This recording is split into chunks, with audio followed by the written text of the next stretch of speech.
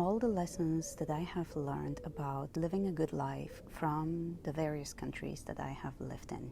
And I'm going to start with the first foreign country I lived in, which was Germany. It taught me a lesson that was difficult for me to learn, but very necessary. And that lesson was about the importance of having a good structure, about having a good routine that supports your goals, and about thinking ahead of time and not just living day to day.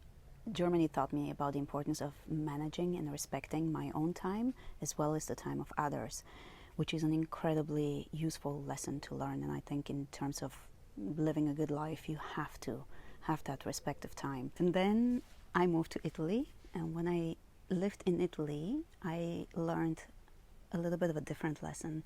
And the lesson was more about being able to adapt with what the day is asking of you, having a sense of a flow. You probably have heard about certain expressions in Italian, such as fare con calma, take your time with things, dolce far niente, passeggiata. It's those leisurely activities of doing nothing and just enjoying the moment, but also being able to go with the flow, adapting to what the moment is asking from you.